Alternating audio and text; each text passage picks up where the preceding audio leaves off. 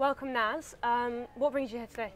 So I'm here for the Festival of Education, and I just did a little bit of a stand-up comedy to kick-start today's event. And it was really lovely. It's a really lovely crowd, and it's such a big event. I didn't actually realise the scope of it. So that's really great. Here it's kind of the biggest education fest in the country, which is really exciting. And it's a lovely day. Very happy days. Do you think it's important to have something like this happening? Oh, definitely. Yeah, absolutely.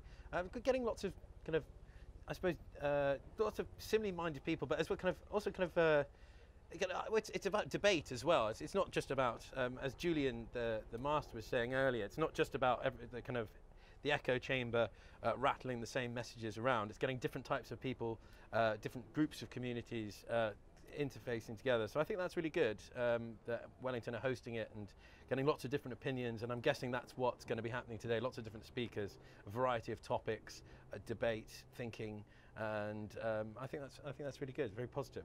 And obviously, comedy is quite sort of a niche aspect of this potentially. Do you think it's important that comedy should be involved in education? Well, absolutely. I think.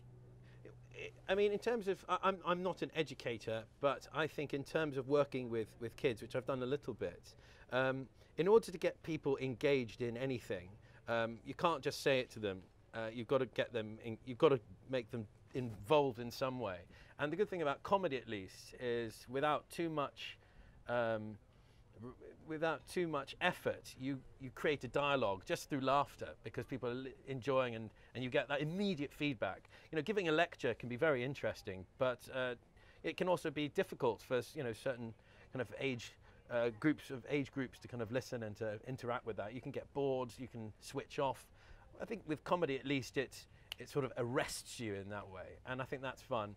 So I think comedy is very good for kind of communicating with people. At the same time, it often ridicules and takes the mick out of things that are important. So I mean, it's not the be all and end all of education, but I think it can't hurt. So you mentioned about dialogue. Do you think that's something that's sort of particularly important in education in general? Absolutely. Without a dialogue, you don't get educated. I think you absolutely need. It's a two-way thing. You need to communicate with your students. They need to communicate back to you. Otherwise, I don't think it is education, really. I think that's how I feel about it. Okay. And are there sort of any things you think should be done to particularly sort of further education as it stands at the moment?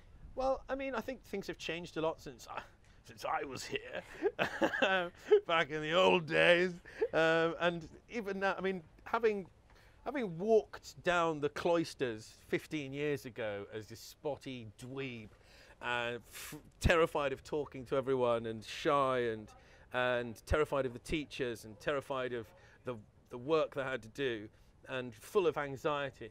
I think that the spirit was very different back then. And now walking around the same cloisters, meeting all you guys, seeing everyone, it's a much more vibrant, open, positive atmosphere. I came here a couple of years ago to do a series of drama workshops, and the kids are just the students are just so much more open, and I dare I say mature. I didn't see myself in them. I was like, my God, you guys are light years ahead of me. I was shuffling in the corner in a trench coat. You guys are talking to each other. You're engaged. You're happy. You're addressing each other by your first names. And that's not how we did things in my day. So I thought that was really great. And I think nowadays, just what we're doing now would never have happened back in the day. You're engaging in lots of different types of activities. You've got so much at your disposal. So I think it's a different spirit. It's a different type of education. And so apart from that, you're an OW. How do you think sort of Wellington particularly has changed? Well, I think it seems just like a brighter, happier, more positive place with lots of different types of people. Obviously, there's, when I was there, there's majority of boys, all being boys together all the time, and which creates a competitive behaviour. It's boys being boys. They're not very nice to each other. I think making it co-ed's really important. It socialises people in a realistic way from an earlier age, and it's great having people interact together and see each other for who they are as people. I think that's very important. I think the fact that nowadays you have a variety of different activities and events like this also really helps. There's so many things that are going on at Wellington constantly, and I think you guys are really lucky. I think it's really good. And apart from that, sort of, do you have any messages that you think are most important about education that should be sort of spoken out? What, for the students themselves? Yeah. I think I wish if I was talking to myself at 15, I'd say don't give a damn about anything. Just do what you want. If you want to learn, do it. Read the books, do the work. Don't care so much about everything. And follow.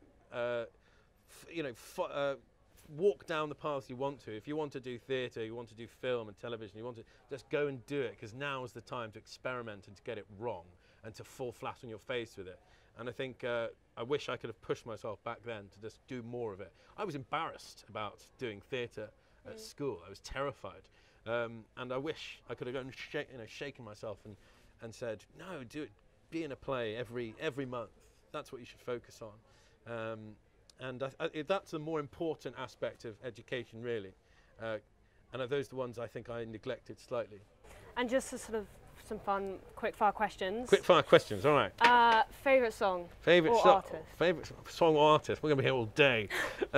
Okay, favourite song has got to be Tiny Dancer by Elton John. Favourite artist has got to be, it's either David Bowie or AC/DC, because I'm a hero. Favourite book? Favourite book, Great Expectations, or Money, perhaps, no, Great Expectations. Great Expectations. I'll go with Great. No, Wuthering Heights. It's got to be Wuthering Heights. Okay. Did you have a favourite teacher? Oh, favourite teacher. I'm just thinking. If you still. So I had lots of favourite teachers actually.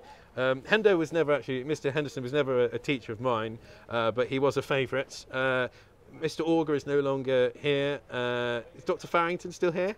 No, he left a couple of years ago when he taught me. Mr. Breen was one of my house tutor. He was always a laugh. Was he still here? No, he left. He left. Last Red year. trousers. Excellent, excellent red trousers.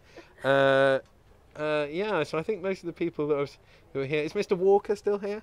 I don't think so. Oh, no. I'm so old. Mr. Henderson is my favourite teacher. Okay, and finally, if one person you could be stuck on a desert island with. Ooh. Apart from Mr. Henderson, one person, to be honest, I mean, probably Bear Grylls. He'd do everything for me. I mean, that's a no-brainer. He could build another island out of an island. We'd have 2 islands. It'd be fine. Okay, thank you very much, Naz. Thank you very much. Cheers. Nice to meet you.